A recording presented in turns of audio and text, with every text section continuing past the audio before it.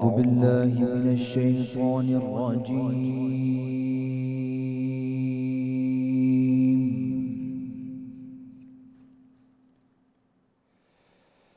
بسم الله الرحمن الرحيم.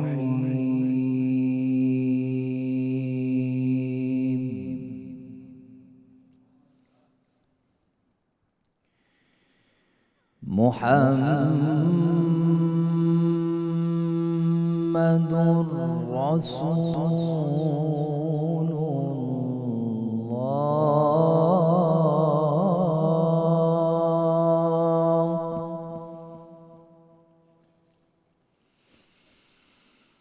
والذين معه أشداء على الكفار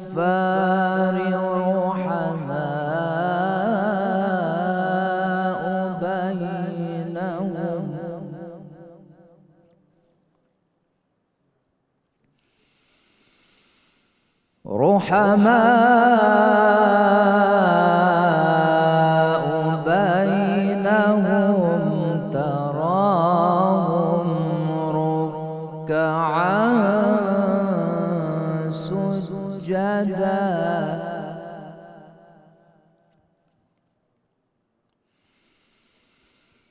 يبتغون فضلا من الله ورضوانا سيماهم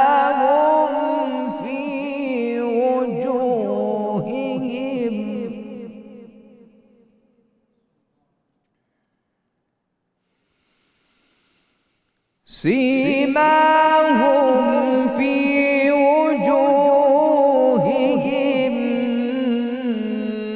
من أثر السجود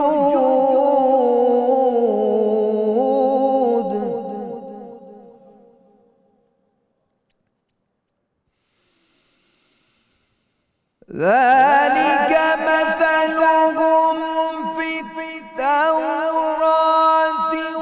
ومثلهم في الإنجيل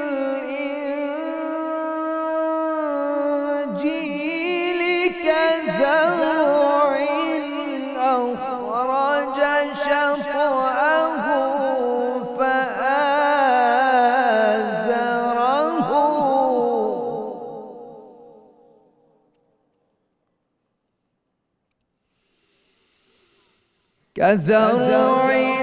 أخرج شطأه فآزره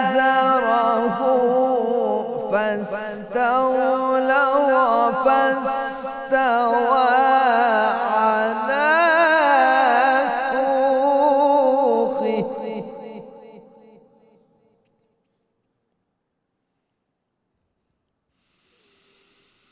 يعجب الزراع ليغيظ بهم الكفار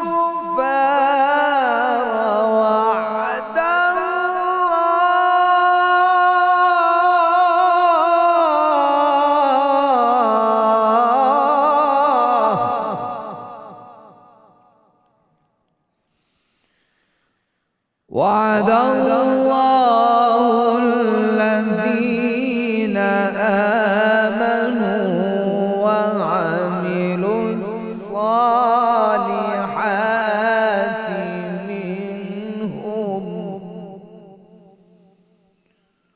وعملوا الصالحات منهم مغفرة وأجرا عظيما. صدقت يا رب العالمين.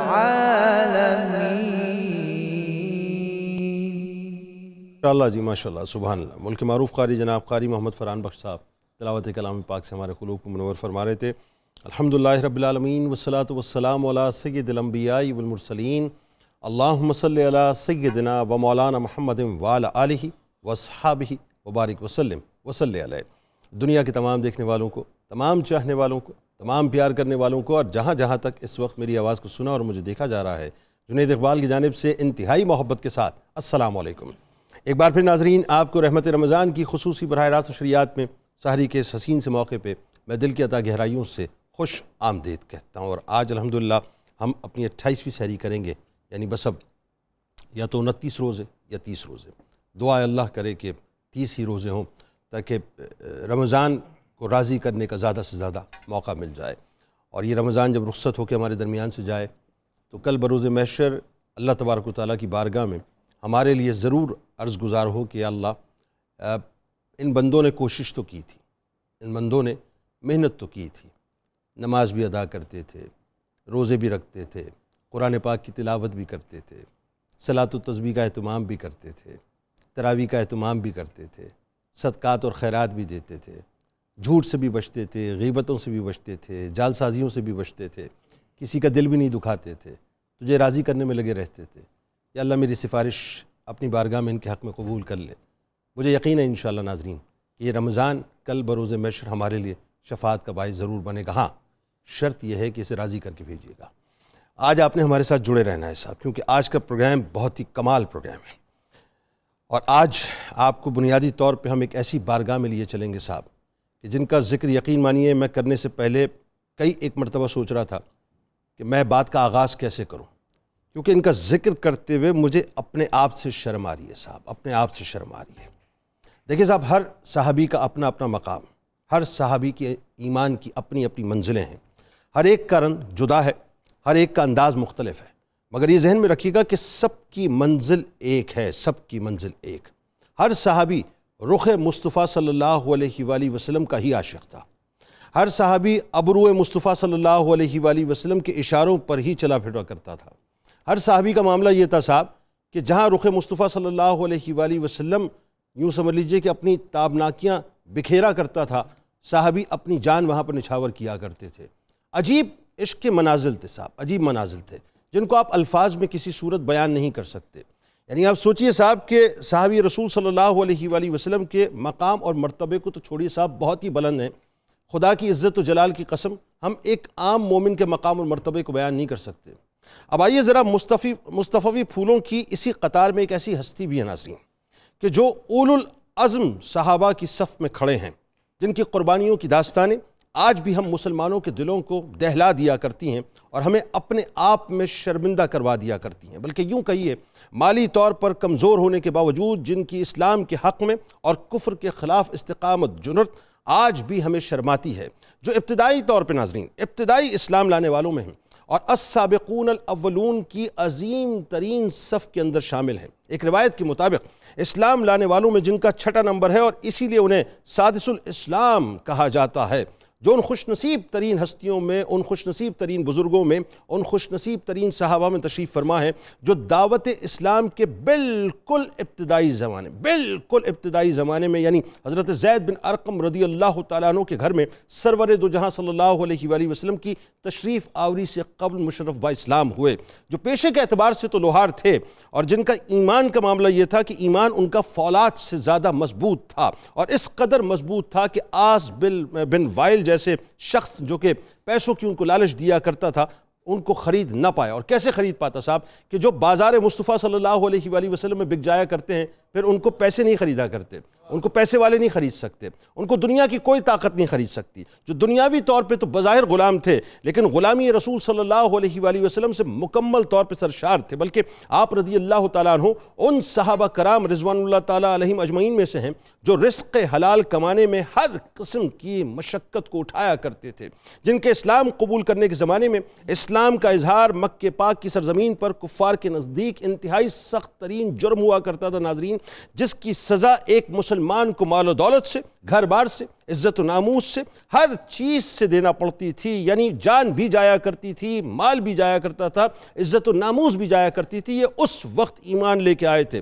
لیکن آپ رضی اللہ تعالیٰ عنہ نے اس کی بالکل پرواہ نہ کی ناظرین، بلکہ علل اعلان اسلام کا ببانگ دہل آپ اظہار فرمایا کرتے تھے، بلکہ یوں کہیے کہ غلام ہونے کے باوجود بھی اور کوئی مددگار نہ ہونے کے باوجود بھی آپ کسی سے ڈرے نہیں، کسی سے دبے نہیں، بلکہ کھل کر آپ نے اپنے اسلام کا اظہار کیا۔ اسی لیے کفار نے آپ رضی اللہ تعالیٰ عنہ کو مشق ستم بنا لیا اور آپ رضی اللہ تعالیٰ عنہ کو اس قدر دردناک سزائیں دیا کرتے تھے جس کا تصور کرنا بھی ناظرین آج کے دور میں محال ہے۔ ہم جو بنیادی طور پہ اسلام کے نام لیوائے نا صاحب، ہم جو سو کالڈ مسلمان ہیں کہ ہم الحمدللہ مسلمان ہیں، آپ یقین مانیے خدا کی عزت و جلال کی قسم ہمارے ایمان کی کوئی وقت ہی نہیں ہے صاحب۔ یعنی عشق رسول اور جذبہ ایمانی سے لبریز، صبر و شکر کے ساتھ اسلام پر ثابت قدم رہنے والے یہ بلند مرتبہ صحابی رسول حضرت خباب بن ارت رضی اللہ تعالیٰ عنہ ہیں، جن کی شان اتنی نرالی ہے صاحب، اتنی نرالی ہے، یعنی کیا میں ان کی شان بیان کروں کہ حضرت خباب رضی اللہ تعالیٰ عنہ کی آپ علم و فضل کے حوالے سے انتہائی دولت مند تھے اور مالا مال تھے۔ صحابہ کرام رضوان اللہ تعالیٰ علیہ مجمعین کو آپ قرآن پاک پڑھایا کرتے تھے۔ قبول اسلام سے قبل جب حضرت عمر فاروق رضی اللہ تعالیٰ عنہ ایک خاص حالت کے اندر اپنی بہن کے گھر پہنچے تو اس وقت حضرت خباب رضی اللہ تعالیٰ عنہ ان کی بہن اور بہنوئی کو قرآن پاک کی تعلیم دے رہے تھے۔ حضرت خباب رضی اللہ تعالیٰ عنہ اسلام قبول کرنے کے بعد مدتوں نہایت صبر و استقلال کے ساتھ یہ تمام مصیبت ناظرین جھیلتے رہے۔ پھر جب ہجرت کا موقع آیا اور ہجرت کی اجازت ملی تو ہجرت کر کے مدینہ پاک آ گئے۔ ہجرت بھی یعنی اتنی تکالیف اور مصائب میں آپ نے کی کہ جس کا تصور نہیں، لیکن ذہن میں رکھیے ناظرین کہ ان تکالیف اور مصائب کے خوف سے آپ نے ہجرت نہیں کی، صرف اور صرف اللہ اور اس کے رسول صلی اللہ علیہ وآلہ وسلم کی رضا کے لیے آپ نے ہجرت کی۔ آپ رضی اللہ تعالیٰ عنہ جذبہ شوق جہاد سے اس قدر سرشار تھے کہ آپ رضی اللہ تعالیٰ عنہ نے سرور دو جہاں صلی اللہ علیہ وآلہ وسلم کی ہمراہی میں غزوہ بدر، احد اور خندق سمیت کئی ایک غزوات میں شامل ہونے کا اعزاز حاصل کیا، بلکہ غزوہ بدر میں تو سرکار مدینہ صلی اللہ علیہ وآلہ وسلم کی ہم رکابی کا آپ نے باقاعدہ شرف پایا، جو سرور دو جہاں صلی اللہ علیہ وآلہ وسلم سے ناظرین اس قدر محبت کرتے تھے کہ صبح و شام ان کی حفاظت کے لیے فکر مند رہا کرتے تھے، اور فدائیت کا یہ عالم تھا کہ پوری رات پیارے آقا کریم صلی اللہ علیہ وآلہ وسلم کے خیمے کی نگہبانی کیا کرتے تھے، یہاں تک کہ فجر کا وقت ہو جایا کرتا تھا۔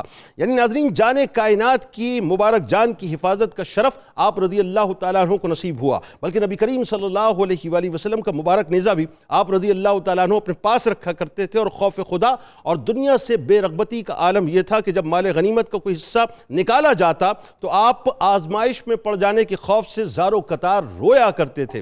حضرت خباب بن ارت رضی اللہ تعالیٰ عنہ کا عشق ناظرین اپنی انتہاؤں کو چھوتا تھا، یعنی جن کی مبارک پیٹھ پر پڑے برس جیسے داغ ان کی اسلام کی راہ میں اٹھائی جانے والی شدید تکالیف اور اولو العزمی کا پتہ دیتی تھیں۔ قبول اسلام کے بعد مشرکین نے آپ رضی اللہ تعالیٰ عنہ کو کمزور پایا تو آپ کو سخت تکالیف میں مبتلا کیا، یہاں تک کہ آپ کو دین اسلام چھوڑنے کے لیے ہر طرح کا جو حربہ تھا وہ آپ کے اوپر آزمایا گیا، مگر آپ صبر و استقامت کا پہاڑ بن کے کھڑے رہے۔ ذرا تصور تو کیجئے ناظرین کہ عشق مصطفیٰ صلی اللہ علیہ وآلہ وسلم کے نتیجے میں آپ رضی اللہ تعالیٰ عنہ کی مالکن گرم سلاخ سے آپ کے سر اقدس کو باقاعدہ داغا کرتی تھی۔ یہ جملہ سن لینا، یہ جملہ کہہ دینا بہت آسان ہے صاحب، لیکن جس پر بیتتی ہے، جو تشدد کیا جاتا ہے اور جس پر سختی ہوتی ہے، اسے معلوم ہوتا ہے کہ اسے کس حد تک دین اسلام کی راہ میں قربانیاں دینی پڑی ہیں۔ یعنی کفار مکہ آپ کو باقاعدہ کانٹوں کے اوپر گھسیٹا کرتے تھے، آپ رضی اللہ تعالیٰ عنہ کو زرہ یعنی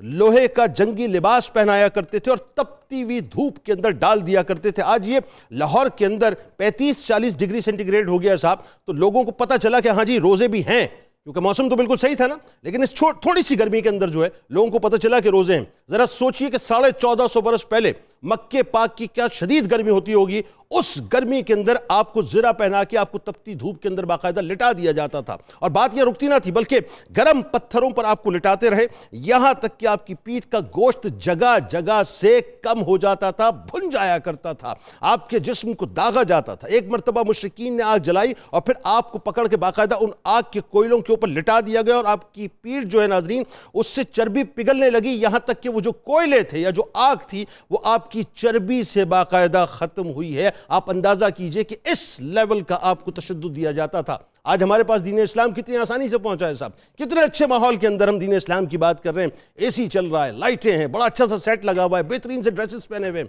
اصل تو قربانیاں انہوں نے دی ہیں جن کا احسان ہے بنیادی طور پر ہمارے اوپر کہ جن کی وجہ سے دین اسلام ہم تک پہنچا ہے۔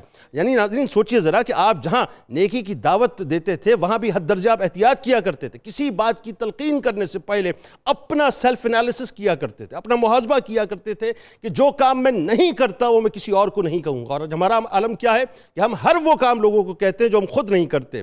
جتنی طاقت رکھتے تھے، یعنی آپ یہ کہتے تھے کہ جتنی طاقت رکھو اس سے اللہ کا قرب بنیادی طور پر حاصل کرو، قرآن پاک سے بڑی محبت کرتے تھے اور قرآن کے عشق کے اندر جو ہے یوں کہہ لیجئے کہ مبتلا تھے۔ مولا کائنات مولا علی کرب اللہ وجہ الکریم ناظرین، آپ کے پردہ فرمانے کے بعد جب آپ کو علم ہوا تو آپ کے قبر اطہر پہ جا کر آپ تشریف فرما ہوئے اور آپ نے کمال جملے فرمائے۔ آپ نے فرمایا کہ اللہ خباب پر رحم فرمائے، وہ بخوشی اسلام رائے اور راضی برضا ہو کر ہجرت کی اور مجاہدین یعنی کی طرح سے اپنی زندگی کو گزارا۔ بس یوں سمجھ لیجئے کہ یہ حسن مصطفیٰ صلی اللہ علیہ وآلہ وسلم کی کشش تھی جس نے حضرت خباب رضی اللہ تعالیٰ عنہ کو اپنا اسیر بنا کے رکھا تھا۔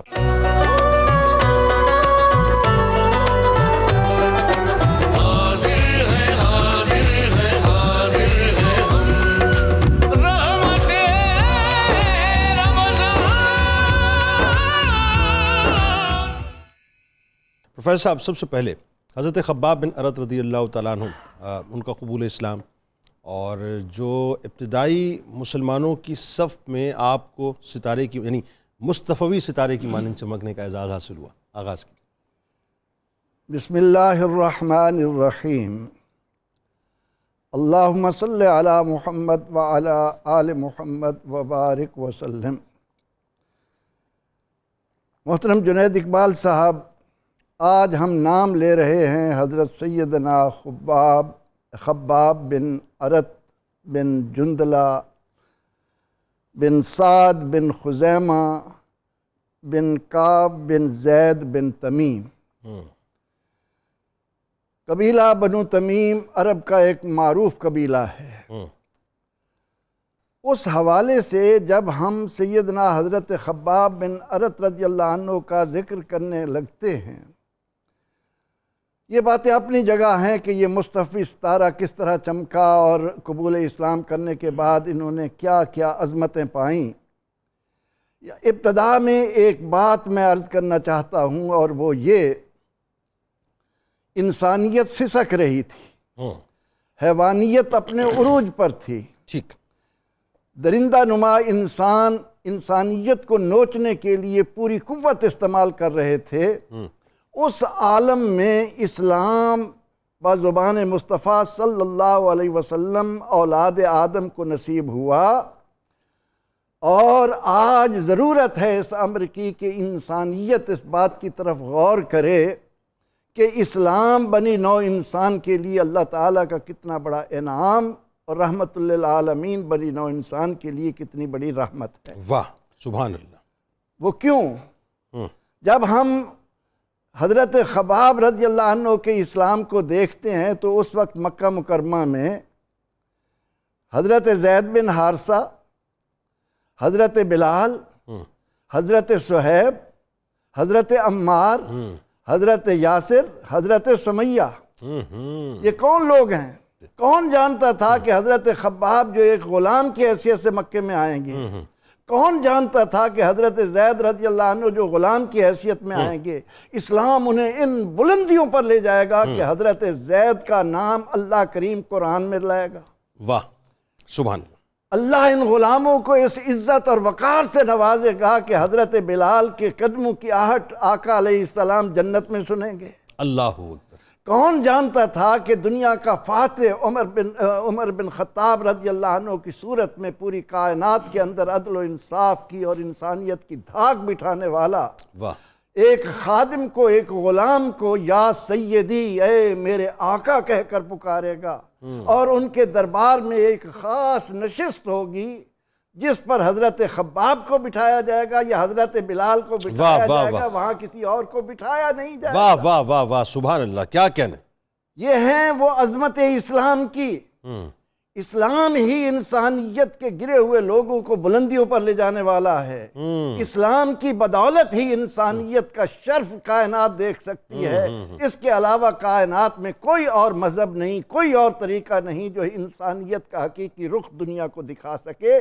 آج ہم حضرت خباب رضی اللہ عنہ کا محض یہ نہیں کہ انہوں نے اسلام کی خاطر اپنے جسم کو کن اذیتوں میں گزارا، ان پر کیا کیا مظالم ہوئے، انہوں نے کن کن دکھوں کے ساتھ، آج ضرورت یہ ہے کہ سب سے پہلے اسلام قبول کرنے والوں کا یہ غلاموں کا ٹولہ جو کہلاتا تھا بلندیوں پر کیسے گیا۔ واہ واہ واہ، یہ ایک پیغام ہے سیدنا حضرت خباب بن ارت رضی اللہ تعالیٰ عنہ کی زندگی میں ہم جیسے نادانوں کو، کہ آج بھی اگر ہم شعوری طور پر مسلمان ہو جائیں، مسلمان تو کہلاتے ہیں جیسے آپ نے بھی درد مندی کے ساتھ کہا، اور ضرورت ہے اس امریکی کے قوم کو اگر امت مسلمہ کو بیدار کرنا ہے تو انہیں ان راہوں پر ڈال کر ان کے دل و دماغ میں یہ بٹھانا ہوگا کہ آؤ دیکھو اسلام کی برکتیں، کیسے لوگ تھے، معاشرے میں ان کا کیا مقام تھا۔ اگر اسلام نہ آتا تو آج کوئی زید کا نام لیتا؟ نہ سوال ہی نہیں۔ آج کسی کو پتا ہوتا کہ بلال کو اتنی عظمتیں ملیں گی؟ آج کسی کو معلوم ہوتا کہ حضرت خباب رضی اللہ عنہ کہاں سے آ کر کہاں آئے؟ حضرت زید بھی اپنے قبیلے کے سردار کے بیٹے ہیں، حضرت خباب بھی اپنے قبیلے کے سردار کے بیٹے ہیں، لیکن اس درندگی نے جو انسان نما بھیڑیے اس وقت انسانیت کو نوچ رہے تھے، ان کے ظلم کا شکار بن کر یہ غلام بن کر مکہ میں پہنچے۔ زید کی قسمت تھی کہ انہیں ملیکۃ العرب نے خریدا، انہیں یہ اعزاز ملنا تھا کہ رسول اللہ انہیں منہ بولا بیٹا بنائیں گے، اور حضرت خباب کے حصے میں یہ تھا کہ ام الانمار وہ چیتوں کی ماں کے منہ میں آئیں گے، وہ درندوں کے ہاتھ چڑھیں گے، اور وہاں پر وہ تو خرید کر لائی تھی کہ میرے لیے ممد و معاون ہوں گے، ان سے دولت کماؤں گی اور امیر بنوں گی، اور اس نے ایک کاریگر کے حوالے کیا، اس نے آپ کو اسلحہ سازی سکھائی، تلواریں بنانا سکھایا، لوہے کے کام میں، اور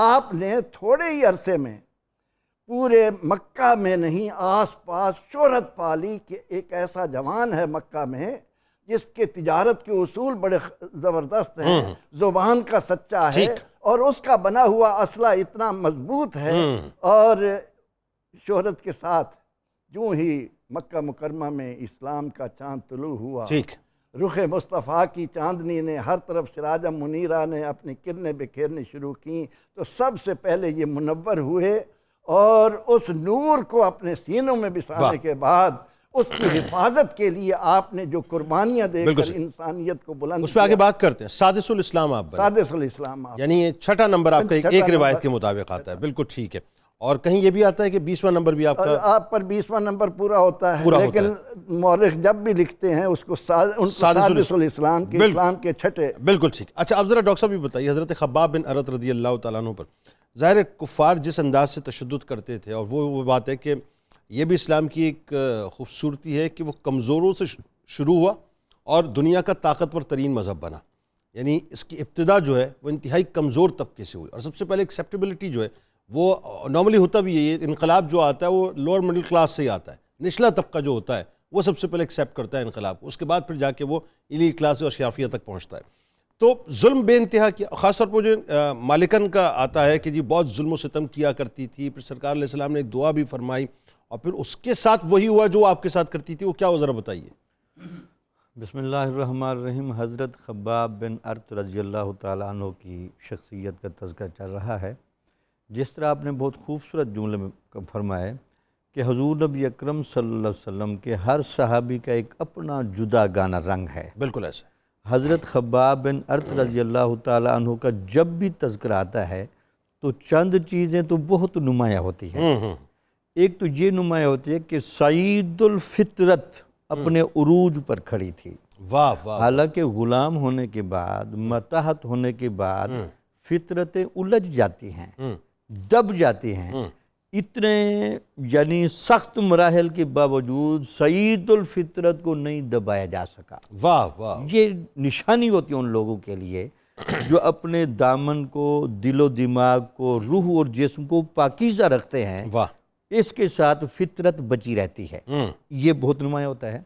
دوسرا یہ نمایاں ہوتا ہے کہ آپ کو یہ معلوم تھا کہ حق کی قبولیت میں جس مرحلے پر کر رہا ہوں اس وقت اتنا ظلم ہوگا، بالکل ٹھیک، اور اتنا صفاقی ہوگی، ٹھیک ہے، اتنی تکالیف ہوں گی، ٹھیک ہے۔ لیکن ان تمام تکالیف کے سمندر کو جس صبر و استقامت کے ساتھ عبور کر کے دکھایا، یہ رہتی دنیا تک ایک ناز بن کے چمکے۔ بالکل ابتدائی مرحلہ، بالکل ابتدائی مرحلہ۔ اور ظلم کی آگے میں جب بیان کروں گا تو اس میں دیکھیے ایک تو یہ انفرادیت حضرت کی بڑی باتیں ہے، اور اس کے بعد آگے باتیں ہوں گی حضور نبی اکرم صلی اللہ علیہ وسلم کے ساتھ، دین کے ساتھ، اللہ کے ساتھ جو وفاداری اور کمٹمنٹ کی آخری شکل نظر آتی ہے، وہ بھی آپ کی طرف سے واہ واہ واہ، کیا بات، کیا بات۔ یہ وہ صفتیں تھیں جو آپ جب چلے، جو ہی حق کی آواز بلند ہوئی تو اولین لبیک کہنے والوں میں سادس الاسلام کا ٹائٹل بھی لیا۔ بالکل ٹھیک۔ تو آپ کی جب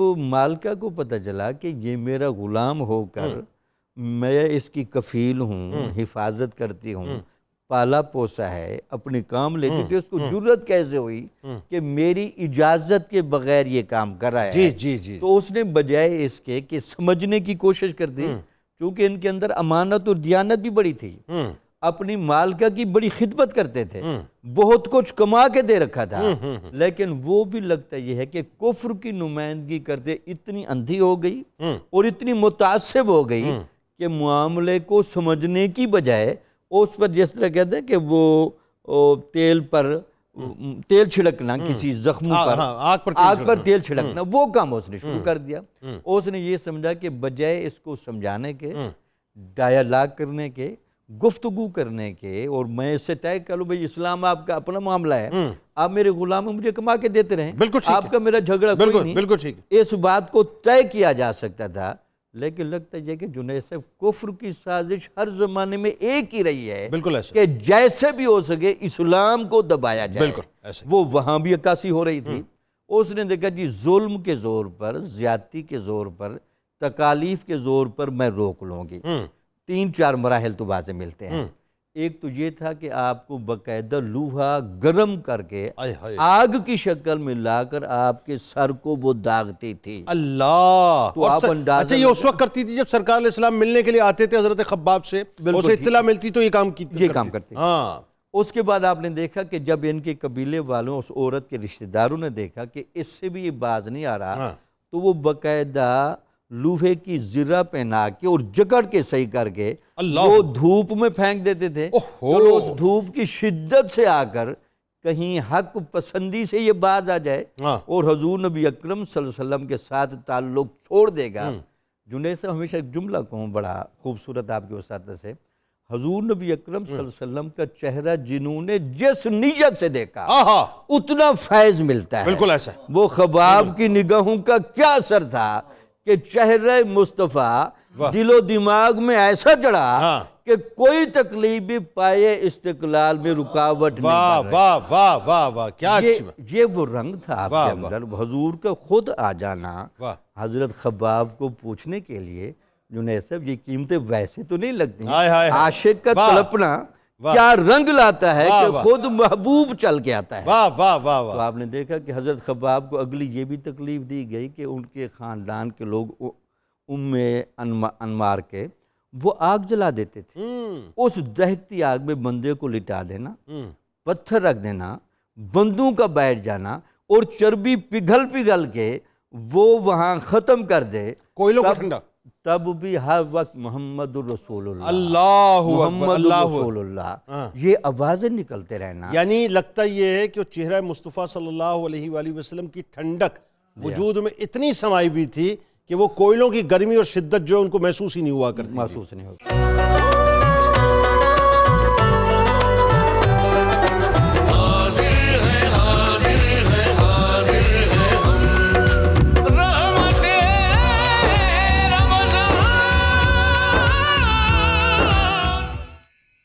اچھا اب ذرا ڈاکٹر صاحب یہ بتائیے، یہ ظاہر ہے یہ جو منظرنامہ ہے اس پہ اور مزید گفتگو آگے جا کے ہو سکتی ہے کہ اس شدت کی ظاہر ہے مطلب آپ کے اوپر تکالیف ہوتی تھیں اور اس کے باوجود بھی جو ہے آپ نے کلمہ طیبہ کو نہ چھوڑا، آپ نے سرکار مدینہ صلی اللہ علیہ وآلہ وسلم کی غلامی کے پٹے کو اپنے گلے سے نہ اتارا۔ ایک اور موقع، اور یہ آس بن وائل کا معاملہ تھا۔ آس بن وائل نے آپ سے جو ہے باقاعدہ تلواریں تیار کروائیں، اور وہ رقم ادا کرنے کا جو موقع آیا تو ایک کنورزیشن ہوئی ہے، اس میں آپ کی ایمان کی حدت اور شدت نظر آتی ہے۔ وہ ذرا بتائیے کیا تھا معاملہ۔ دوسرا وہ جو اسی ضمن میں پھر قرآنی آیات بھی ہیں، اس کا بھی نزول ہوا، بتائیے ذرا۔ بسم اللہ الرحمن الرحیم۔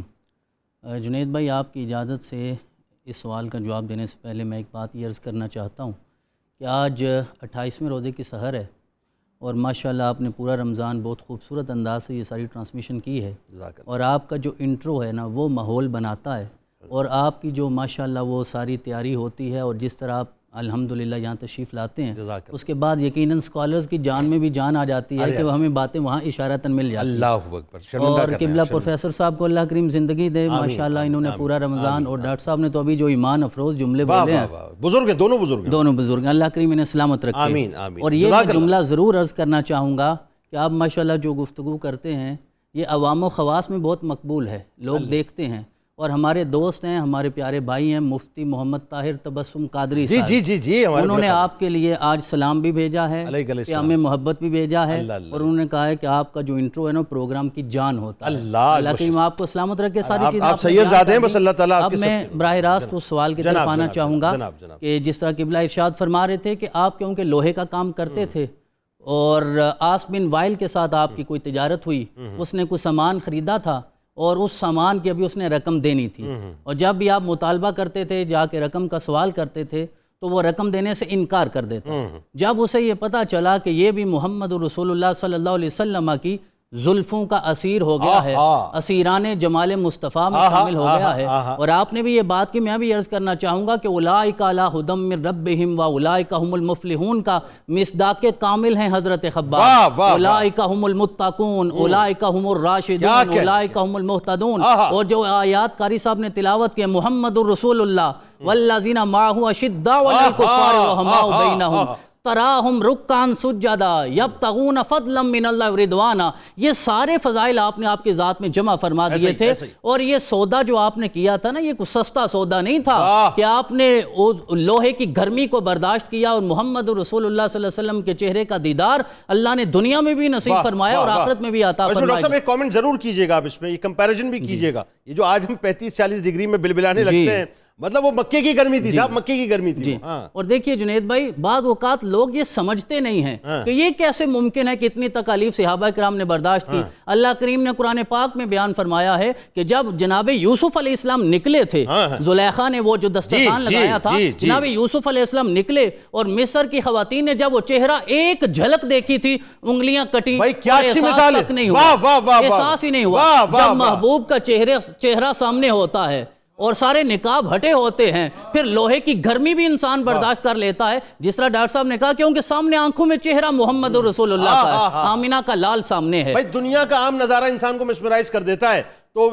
جلوہ مصطفیٰ صلی اللہ علیہ وسلم کا عالم کیا ہوگا؟ جس نظارے کے لیے اس کائنات کو بنایا گیا ہے، جو وجہ تخلیق کائنات ہے، تو آقا کریم علیہ تحیت و ثنا کی محبت کا عالم یہ تھا کہ آس بن وائل کو جب پتہ چلا کہ یہ بھی مسلمان ہو گیا ہے، تو اس نے ایک بہانہ تراشا رقم نہ دینے کا۔ اس نے کہا کہ نعوذ باللہ ثم نعوذ باللہ ثم نعوذ باللہ، محمد صلی اللہ علیہ وسلم کا کلمہ چھوڑو، وحدانیت اور رسالت کے منکر ہو جاؤ، میں تمہاری رقم واپس کر دوں گا۔ اسے اندازہ تھا کہ رقم لینا اس کی مجبوری ہے، اور جب میں یہ بات کروں گا تو ہو سکتا ہے کہ یہ پلٹ آئے، یہ واپس آ جائے۔ اور جو پروفیسر صاحب نے فرمایا زید بن حارثہ سردار کا بیٹا ہے، جب وہ لینے آئے ان کے والد گرامی، انہوں نے کہا آقا کی بارگاہ میں کہ منہ مانگی قیمت لے لیں، میرا بیٹا دے دیں، تو آقا نے فرمایا قیمت کا مسئلہ یہاں نہیں ہے، زید جانا چاہتا ہے تو چلا جائے۔ تو زید نے کہا کہ میں اس آزادی پہ اس غلامی کو ترجیح دیتا ہوں جہاں صبح بھی آمنہ کا لال نظر آتا ہے، شام کو بھی آمنہ کا لال نظر آتا ہے، کہا وہ آزادی نہیں چاہیے۔ تو آس بن وائل نے جب یہ بات کی تو آپ نے ایک جملہ ارشاد فرمایا، سارے مفسرین نے لکھا ہے،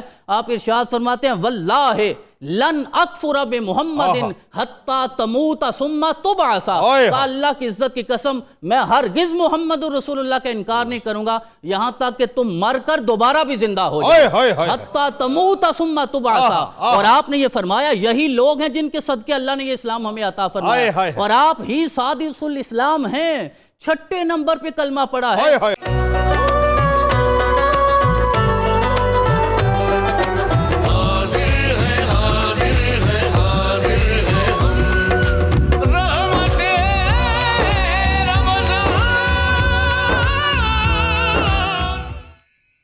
ذرا سلسلے کو وہیں سے جوڑ دیجئے پروفیسر صاحب.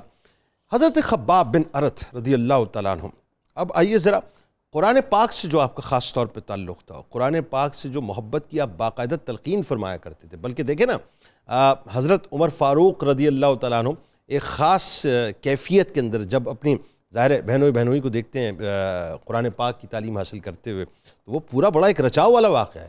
وہ ذرا بتائیے کیا تھا وہ. محترم جنید صاحب، ہم ہوئے تم ہوئے کہ میر ہوئے، ہاں، سب ان کی زلفوں کے اسیر ہوئے. واہ واہ واہ واہ. ہم ہوئے کہ تم ہوئے کہ میر ہوئے، ہاں، سب ان کی زلفوں کے اسیر ہوئے. واہ واہ واہ. زلف رسول کی تاثیر ہی وہ ہے. واہ. والضحیٰ کے چہرے پر نظر پڑی. حضرت خباب بن الارت رضی اللہ تعالی عنہ السابقون الاولون ہیں، اور ان سے جب یہ سوال ہوتا ہے کہ خباب آخر وجہ کیا ہے، اتنے دکھ سہ رہے ہو اور تمہیں اسی کی لذتیں، کہنے لگے جا کر گفتگو کر کے تو دیکھو. واہ واہ واہ واہ. حضرت خباب رضی اللہ عنہ کا بیان ہے کہ ان کے چہرے کا نور تو الگ، لیکن جب آپ گفتگو کرتے ہیں تو آپ کے دندان مبارک سے نور نکلتا ہے. اللہ اکبر. یہ محبت ایسی دل میں بچی. جب یہ محبت گھر کر جاتی ہے تو پھر محب محبوب کی ایک ایک ادا کا شیدائی بن جاتا ہے. کیا کہتے کیا کہتے. اب نبی اکرم رحمت عالم صلی اللہ تعالی علیہ وسلم اپنے دعوے کی دلیل قرآن بیان کریں. کفار و مشرقین کا پورا زور اس بات پر ہو کہ لا تسمعوا لہذا القرآن، اس قرآن کو نہ سنو، فالغوا فیہ، اس میں شور و شغب کرو.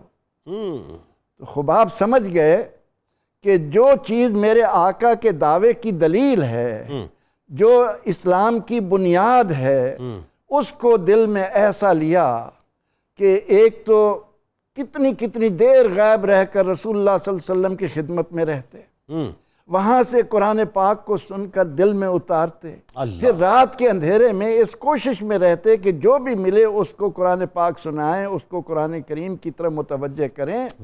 ان کو یہ رمز سمجھ آ گئی تھی کہ گر تو می خواہی مسلمان زیستن، نیست ممکن جز بقرآن زیستن. انہیں یہ سمجھ آ گئی تھی کہ میرے آقا نے فرما دیا، میرے محبوب کا ارشاد ہے خیرکم من تعلم القرآن وعلمہ، تم میں سب سے بہتر وہ ہے جو قرآن سیکھے اور سکھائے. انہیں معلوم ہے کہ محبوب کریم صلی اللہ علیہ وسلم قرآن کو کتنا محبوب رکھتے ہیں، قرآن کے لیے کتنا منتظر رہتے ہیں. تو انہوں نے اپنا یہ شغل بنا لیا تھا کہ جہاں کہیں موقع ملتا، جہاں جس سے ملاقات ہوتی، اس کو قرآن پاک سکھانے میں لگے رہتے. اب اسی اثناء میں آپ پہنچتے ہیں فاروق اعظم رضی اللہ تعالی عنہ کے بہن اور بہنوئی کے گھر، اور جا کر جب بھی موقع ملتا ہے وہاں انہیں قرآن پاک کی تعلیم دیتے ہیں. سورۃ طٰہٰ آتی ہے، جو آیات آتی ہیں وہ ان کو سکھا رہے ہیں اور ان تک پہنچا رہے ہیں.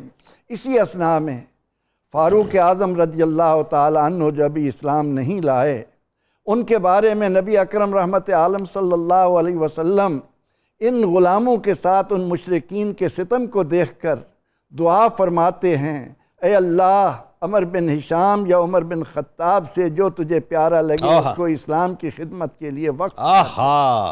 اب یہ بات خباب کے کان سن کر دل میں بسا لیتے ہیں. ادھر عمر رضی اللہ عنہ پوری قوت کے ساتھ، تیاری کے ساتھ اسلام کو مٹانے کے لیے گھر سے نکلتے ہیں کہ آج میں پیغمبر رحمت صلی اللہ علیہ وسلم کو معاذ اللہ زندہ نہیں چھوڑوں گا. تلوار نیام سے ننگی کر کے آ رہے ہیں. راستے میں انہیں نعیم ملے، کہا کہاں کا ارادہ ہے، آج تمہارے تیور اچھے نہیں ہیں. مکے کا ایک ایک بچہ جانتا تھا. جی ادھر جا رہے ہو، پہلے اپنے گھر کی خبر تو وہاں حضرت خباب پہلے سے موجود ہیں. خباب وہاں انہیں تعلیم دے رہے ہیں، حضرت خباب ان کے گھر موجود ہیں. اب عمر نے جب یہ سنا کہ اسلام تو میرے گھر داخل ہو چکا ہے، ان سے برداشت نہ ہوا، فوراً پہنچے، دروازہ کھٹکھٹایا. بہن اور بہنوئی سہم گئے. انہوں نے قرآن پاک جو اور آگ پڑھ رہے تھے ان کو چھپایا. بہن نے آ کر دروازہ کھولا.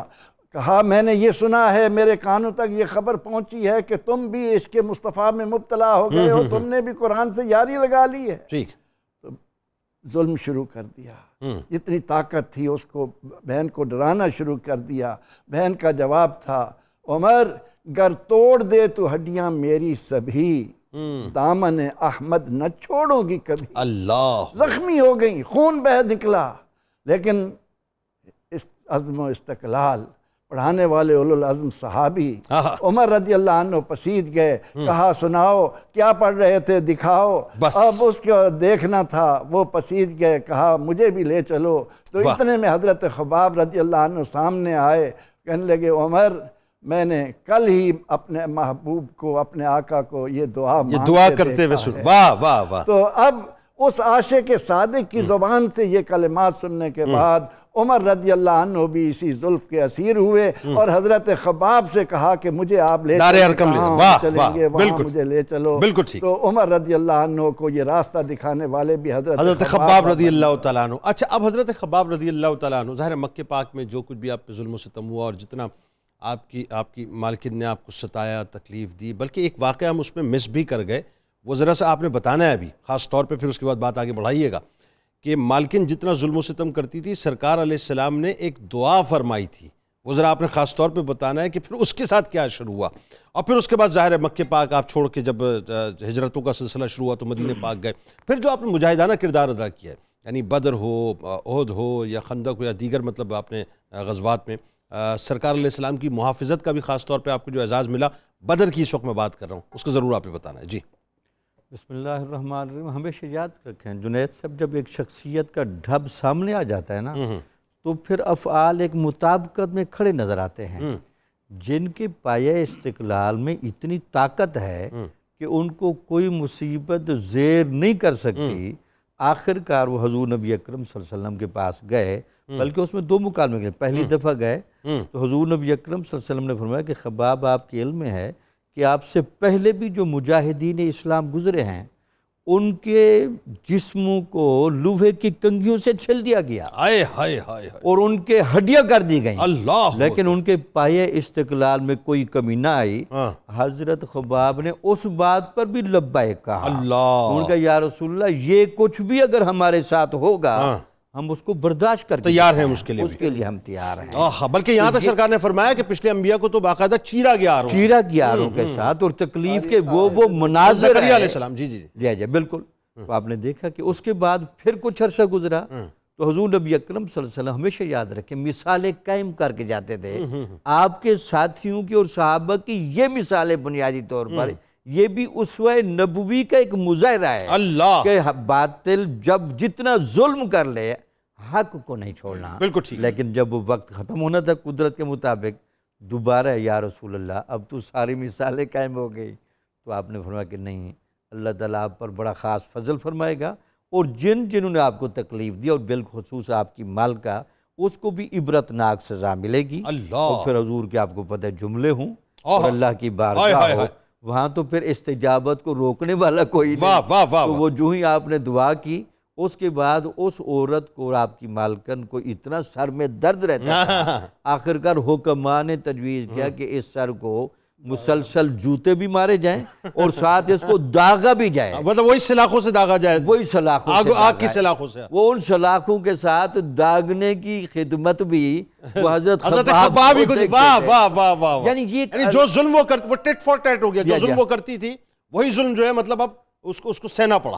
دیکھیں نا، یہ جو مکافات عمل کا پورا فلسفہ ہے اس کی یہاں مثال پوری نظر آ رہی ہے کہ جیسے وہ ظلم کر رہی تھی اسی طرح کا ظلم اس کو سہنا پڑا، اور پھر آپ کو پتہ ہے روایات میں یہاں تک ملتا ہے کہ وہ بولی ہو گئی، پاگل ہو گئی، وہ جانوروں جیسی اور کتوں جیسی آوازیں نکالتی تھی وہ۔ ہاں یہ دیکھیں، بھونکتی تھی باقاعدہ۔ ہمیشہ یاد رکھیں باطل کا جب حق گلا دباتا ہے تو باطل کو بھی ساری عبرتناک سزا ملتی ہے۔ واہ، تو پھر آپ یعنی اس کا مطلب یہ ہوا کہ جو سرکار کے صحابیوں پہ مطلب جو ہے ظلم کرے گا پھر وہ کتوں کی طرح ہی بھونکے گا، پھر وہ ہائے ہائے ہائے ہائے۔ واہ واہ، بتائیے ذرا۔ پھر آپ نے دیکھا کہ آپ کا چونکہ مجاہدانہ کردار کو اس رخ سے آپ تعین کر لیں کہ حضور نبی اکرم صلی اللہ علیہ وسلم جب غزوہ بدر میں جانے لگے تو ہر صحابی کہتے تھے کہ ہمیں آپ اپنا ہم رکاب بنائیں، لیکن حضور کی نگاہ انتخابی دیکھیں واہ کہ نہیں میرے ساتھ خباب بن ارت ہوں گے، واہ واہ کیونکہ یہ میرا مجاہد سبحان، جس طرح ایک ہی سواری پہ آپ سوار تھے، ایک ہی سواری پہ اللہ کیا کیسے اعزاز چلتے ہے، تھے؟ کیا اعزاز ہے۔ کبھی آپ بیٹھتے تھے، نکیل پکڑی جاتی تھی، کبھی حضور بیٹھتے تھے۔ یہ جو ایک مساوات کا بھی حضور نے درس دیا، کیسی بات ہے اس سے بہتر کہاں سے مثالیں لائیں گے؟ یعنی کائنات کے تاجور جو ہیں یا وہ ایک ظاہر حضرت خباب تو بنیادی طور پر غلام تھے نا، بالکل ٹھیک۔ مطلب ایک غلام کو جو ہے سواری پہ بٹھا کے نکیل پکڑ کے آپ چلتے تھے آپ کبھی، چل رہے ہیں۔ اور کبھی جو ہے مطلب حضرت خباب یہ ذمہ داری ادا کرتے، یہ خدمت گزاری ادا کرتے۔ بالکل ٹھیک۔ ہائے ہائے ہائے، مساوات انسانی کا کوئی درس اس سے بہتر ہو سکتا ہے؟ نہیں ہو سکتا سوال ہی۔ پھر اس کے بعد حضرت خباب جب پہنچتے وہاں غزوہ بدر میں، حضور نبی اکرم صلی اللہ علیہ وسلم کا جہاں خیمہ لگایا جاتا ہے، جو اتنا عاشق زار طبیعت کا ہو، واہ، وہ کیسے گوارا کر سکتا ہے ہائے کہ ہائے۔ آپ کے خیمے کو اکیلا چھوڑا جائے؟ تو ساری رات محافظت کی، واہ، جنگ میں جب بھی جرت کے ساتھ جاتے تھے، واہ، پلٹ کے ادھر خیمے کو دیکھنے آتے واہ تھے واہ کہ واہ، حضور نبی اکرم صلی اللہ علیہ وسلم کو کوئی تکلیف نہ ہو، واہ، آپ محفوظ رہیں۔ واہ، غزوہ احد میں، غزوہ خندق میں، واہ۔ تمام غزوات میں یہ آپ کا عاشقانہ مشرب ہر کسی نے دیکھا۔ یعنی آپ کے کہنے سے میں بات کو یوں سمجھا، اور میں اپنے ناظرین کو آسان الفاظ میں سمجھانے کی کوشش کروں بلا تمثیل اور بلا تشبیہ۔ یعنی اگر آج مثال کے طور پہ ٹاپ آف دا لائن کوئی دنیا کی اگر شخصیت ہو پروٹوکول کے اعتبار سے، کسی ملک کے مطلب امریکہ کا پریزیڈنٹ لے لیں یا کسی جگہ کا، تو اس کا جو سیکیورٹی گارڈ ہوگا وہ ظاہر ہے وہ کہے گا نا کہ عالمی جو ٹاپ آف دا لائن عالمی طاقت ہے، اس کا جو مطلب پریزیڈنٹ ہے اس کا میں گارڈ ہوں بنیادی طور پہ، وہ تو بڑا اس طرح چلے گا نا تفاخر سے۔ تمثیل نے مطلب یہ بلا تشبیہ سرور دو جہاں صلی اللہ علیہ وسلم، یعنی جن کے لیے کائنات بری، ان کے گارڈ کے فرائض جو ہیں حضرت خباب رضی اللہ تعالیٰ عنہ ادا کر رہے ہیں۔ تو سوچیے اور وہ بھی ہنگامی حالات میں۔ ہنگامی حالات، ہنگامی سبحان حالات، سبحان، کیا کہنے۔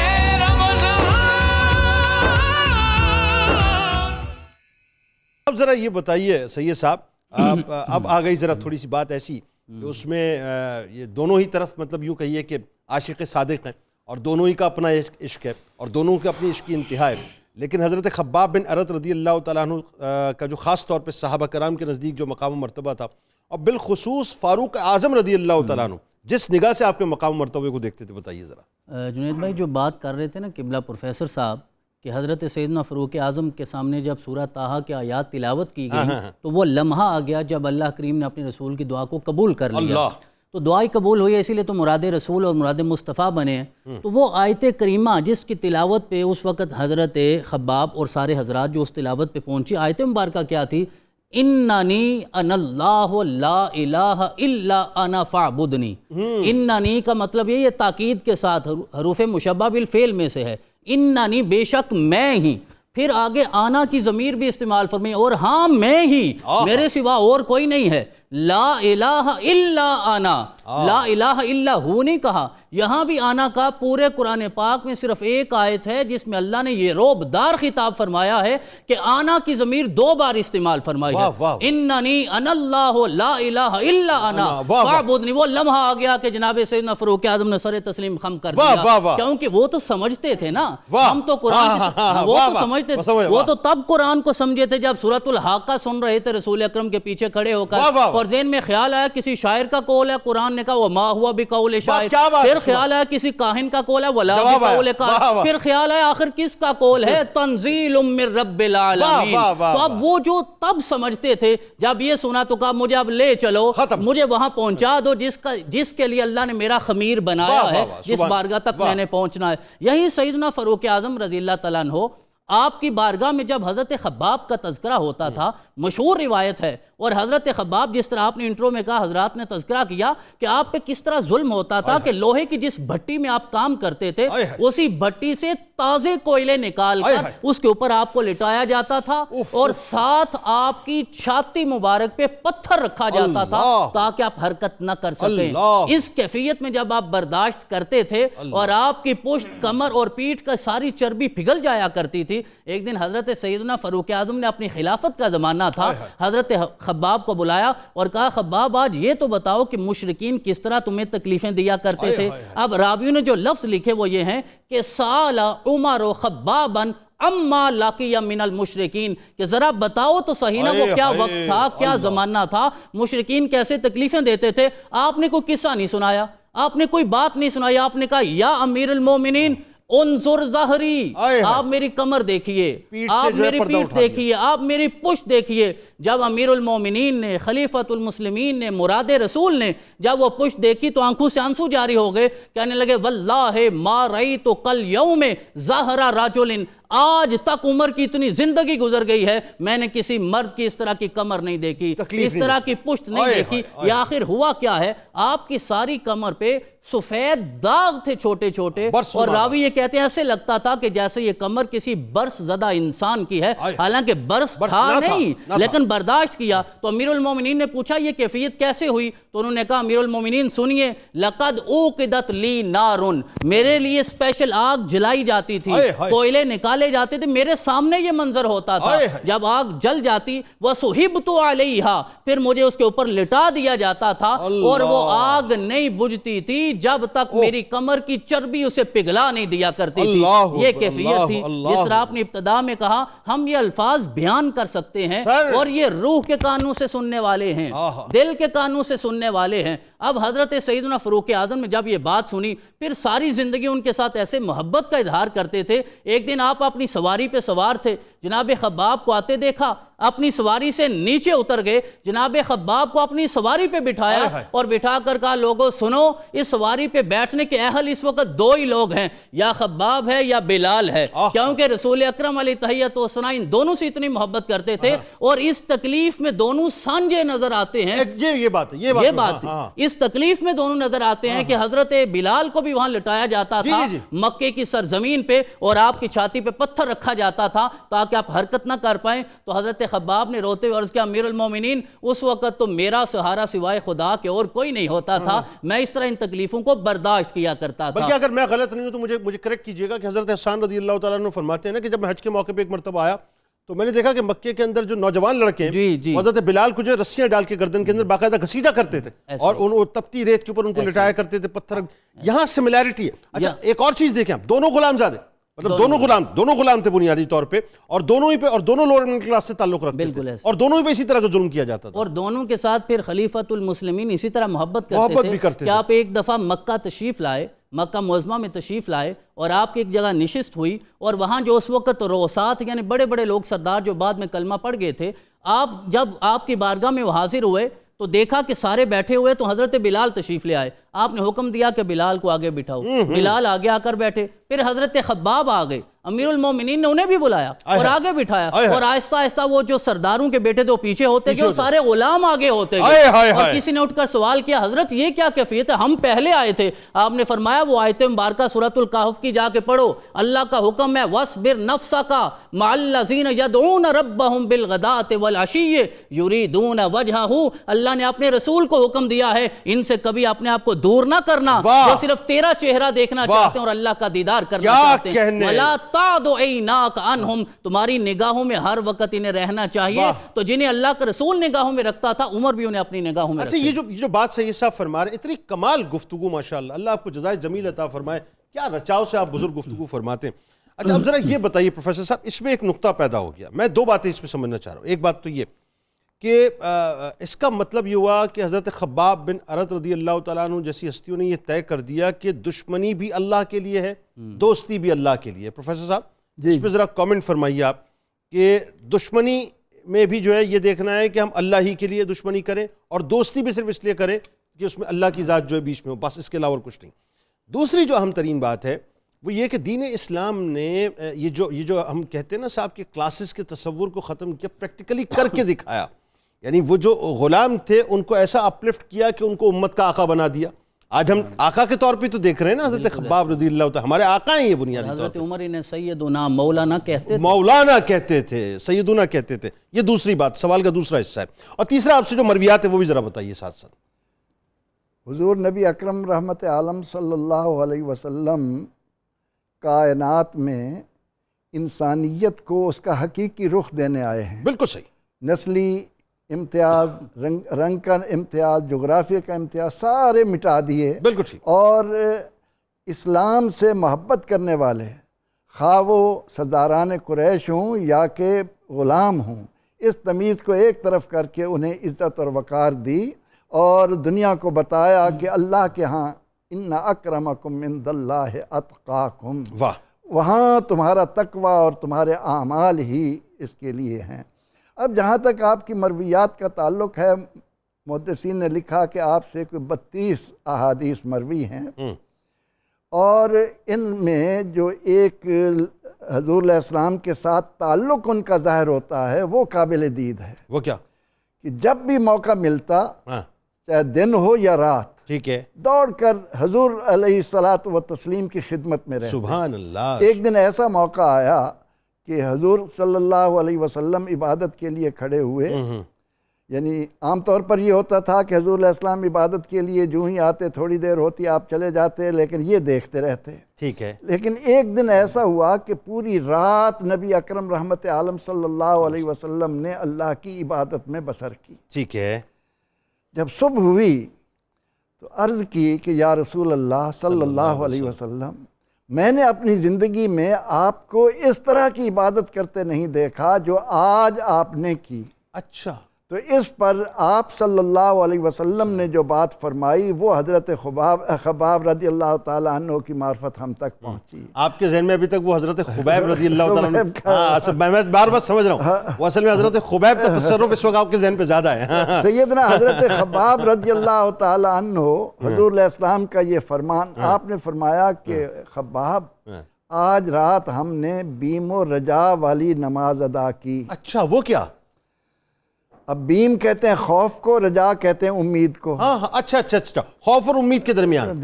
آپ کا یہ فرمان تو ہے نا کہ الایمان و بین الخوف والرجا، ہاں ہاں ٹھیک ہے، ایمان ڈر اور امید کے درمیان ہے، بالکل ٹھیک ہے۔ اسلام یہ نہیں کہتا کہ ساری زندگی ڈر ڈر کر کوئی کام نہ کرو، بالکل ٹھیک ہے۔ یا یہ نہیں کہتا کہ امید رکھ لو اور اعمال کو پس پشت ڈال دو۔ اور حضرت عمر فاروق کا بھی یہ قول ہے رضی اللہ تعالیٰ عنہ کہ مومن کو جو ہے وہ خوف اور امید کے درمیان رہنا چاہیے۔ حضور علیہ السلام کا ارشاد ہے نا کہ الایمان و بین الخوف والرجا، اسی کی روشنی۔ تو آپ نے فرمایا کہ خباب آج ہم نے بیم اور رجا والی نماز ادا کی ہے۔ اچھا، عرض کی یا رسول اللہ صلی اللہ علیہ وسلم وہ کیا؟ ہاں وہ کیا؟ فرمایا آج ہم نے اپنے اللہ سے کچھ دعائیں مانگی۔ اچھا اچھا اچھا، اللہ سے میں نے ایک دعا تو یہ مانگی کہ اے اللہ، پہلی نافرمان قوموں کو جس طرح ذلت و رسوائی کے عذاب دیے گئے، میری امت کو اس سے محفوظ رکھ۔ آئے ہائے، کاش امت اس بات کو سمجھ لے، کاش امت اس بات کو سمجھ لے۔ آئے بتائیے ذرا، اس پر کلام کیجئے۔ آپ صلی اللہ علیہ وسلم نے فرمایا کہ اللہ نے میری اس دعا کو قبول کر لیا ہے۔ ہائے ہائے ہائے ہائے، کیا بتائیں، یہ دنیا میں آتے ہوئے رب حبلی امتی کہیں، معراج پر پہنچ کر رب حبلی امتی کہیں، دنیا سے رخصت ہوتے ہوئے بھی لب ہلتے ہوئے جائیں کہ رب حبلی امتی۔ نبی اکرم رحمت عالم صلی اللہ علیہ وسلم کا یہ ارشاد حضرت خباب رضی اللہ عنہ کی معرفت ہم تک پہنچا۔ آپ نے فرمایا پہلی دعا میری یہ تھی، اور دوسری دعا میں نے یہ مانگی کہ اے اللہ، دشمنوں کو مجھ پر غلبہ نہ دینا۔ اللہ، یعنی اتنا سب کچھ ہم دیکھیں نا، کمزور ہونے کے باوجود بھی جو ہے غلبہ نہیں ہو رہا ہمارے اوپر، اسی وجہ سے اللہ رب یہ میرے سرکار کی دعا ہے، اللہ رب یہ میرے سرکار کی دعا ہے۔ اللہ رب العزت نے اس کے جواب میں فرما دیا واللہ یعصمک من الناس۔ آئے ہائے ہائے ہائے، اے محبوب، اللہ آپ کو دشمنوں سے بچائے گا، دشمن فسیکفیکہم اللہ۔ کوئی بھی آپ پر دشمنوں نے کیا کیا انداز اختیار کیے۔ تو سیدنا حضرت خباب بن الارت رضی اللہ عنہ نے ایک اور ارشاد رسول رحمت صلی اللہ علیہ وسلم کا ہم تک پہنچایا، جب آپ کے آخری لمحات تھے اور صحابہ آپ کی تیمارداری کے لیے آ رہے تھے، اور آپ کی حالت کو دیکھ کر تو جب انہوں نے آپ کی عیادت کی تو آپ نے اس جواب میں بہت ساری باتیں کیں، اور ان باتوں میں سے آپ یہ دیکھیں کہ فرماتے ہیں کہ اللہ نے ہمیں آج جو خوشحالی عطا فرمائی ہے اس کے رنگ ظاہر ہو رہے ہیں، لیکن مجھے میرے آقا کا حکم یاد ہے۔ آپ صلی اللہ علیہ وسلم نے فرمایا کہ مومن کو زندگی اس طرح گزارنی چاہیے، اتنا سامان اکٹھا کرنا چاہیے جو مسافر کو سفر میں اکٹھا کرنا ہوتا ہے۔ مومن کو مسافر سفر لے کر چلتا ہے، ہاں، تو یہ ارشاد دنیا میں اس طرح رہو جیسے مسافر رہتے ہیں اور اپنے آپ کو اہل قبور میں شمار کرو. یعنی وہ بھی ہے کہ کن فی الدنیا کا انکا غریب، دنیا میں یوں رہو جیسے مسافر. لیکن حضرت خباب رضی اللہ عنہ جو بات دے رہے ہیں آخر دنیا سے جاتے جاتے حضور علیہ السلام کا، وہ یہ ہے کہ مومن کو چاہیے کہ وہ مسافر کی طرح مسافر. بالکل ٹھیک.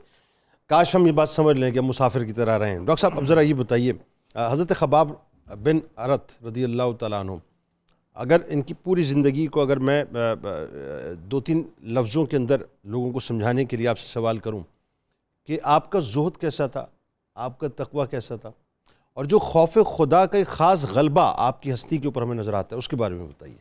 بسم اللہ الرحمن الرحیم. ہمیشہ جنید صاحب یاد رکھیں، کچھ لوگوں کو اللہ تعالیٰ مقصد اور معیار کے تعین کے لیے پیدا کرتے ہیں. وہ بڑے مقصدی لوگ ہوتے ہیں. کیا اچھا جملہ ہے. ان کے مقصد کے تحت باقی جتنی بھی چیزیں آتی ہیں نا وہ ان کے زیر تحت ہوتی ہیں. واہ، یعنی وہ معیار کا پیمانہ بن جایا کرتے ہیں. پیمانہ بن جاتا ہے. کیا اچھی بات آپ نے. واہ. تو آپ نے دیکھا کہ حضرت خباب رضی اللہ تعالیٰ عنہ کے زہد و تقوی کے کئی معیارات ملتے ہیں. ایک تو یہ بہت خوبصورت بات کر گئے تھے کہ قرآن مجید کے ساتھ بہت غیر معمولی شغف. ہاں، یہ ہمیشہ جنید صاحب یاد رکھیں کہ قرآن مجید، ایک صحابی رسول مسجد نبوی میں آپ کے ساتھ نکلے، آپ نے ان کا ہاتھ پکڑ لیا. آپ نے کہا مجھے لگتا ہے کہ آپ کے اندر عبادت کا کافی شغف ہے. ایک بات میں آپ کو بتاؤں، قرآن کے ساتھ تعلق کو بہت مضبوط رکھا. قرآن سے زیادہ اللہ اور اس کے نبی کے قریب کرنے والی کوئی دوسری چیز نہیں. ہاں، سبحان اللہ. یہ حضرت خباب نے ایک صحابی رسول کو باقاعدہ تلقین کی. سبحان اللہ. تو ویسے تو حضور نے نہیں فرمایا کہ جو قرآن مجید سیکھے گا اور سکھائے گا وہ سب سے بہتر ہے.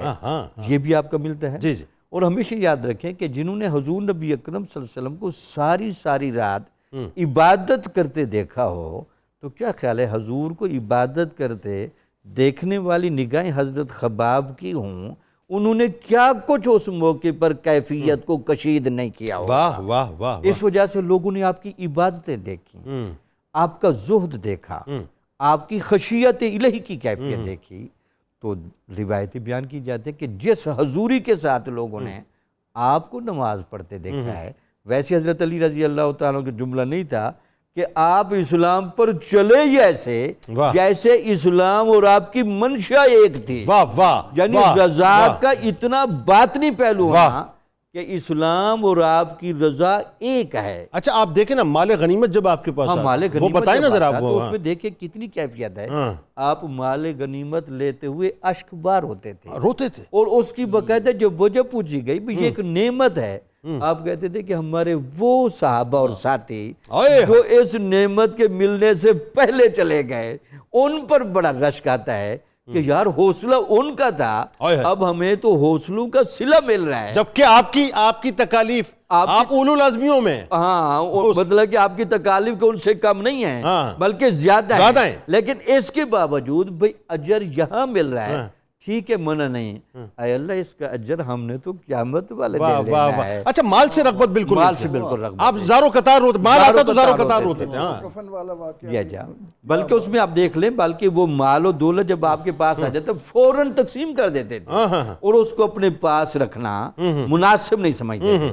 اسی وجہ سے آپ کا جو قبور کی زیارت کا مسئلہ اور آپ کو جب باقاعدہ کفن کے معاملات ہے، اور حضرت مصعب بن عمیر کا کفن، حضرت حمزہ کا جب کفن دیا جانے لگا، جب وہ کپڑا بھی پورا نہیں ہوتا تھا اور آپ وہ باتیں یاد کرتے تھے تو صاحب آپ کی باتیں سن کر اشک بار ہوتے تھے کہ اولو العزم تو وہ لوگ تھے شہید احد کو باقاعدہ کفن دینے کے لیے جب ان کو یعنی حضرت مصعب بن عمیر کا تو شبیہ رسول صلی اللہ علیہ وسلم، مطلب آپ وہ یاد کرتے تھے کہ وہ عالم یہ تھا کہ آپ جب سر اقدس پہ کفن رکھتے تھے تو آپ کے جو پاؤں مبارک تھے وہ جو ہے مطلب ان سے کپڑا سرک جاتا تھا، جب پاؤں مبارک کو مطلب جو کور کرتے سر اقدس سے، یہ عالم ہوتا تھا. یہی کیفیت حضرت حمزہ کی بھی تھی. ہاں، حضرت حمزہ رضی اللہ بالکل اس کو آپ بار بار یاد کرتے تھے. مقصد یہ تھا کہ خوف خدا کا اور محبت نبوی اور تعلق نبی کے تو وہ استعارہ ہی تھے، وہ تو کہ جو اس کمنٹمنٹ کو چیک کرنا چاہے تو حضرت خباب کو چیک وہ فنا فی رسول کی اعلیٰ منزل. مطلب اگر حضرت خباب کا انٹروڈکشن اگر صرف ایک لفظ کے اندر کوئی دینا چاہے تو میرا خیال ہے بہت پریسائزلی کہے گا کہ فنا فی رسول تھے وہ، اس میں کوئی دوسری رائے نہیں ہے.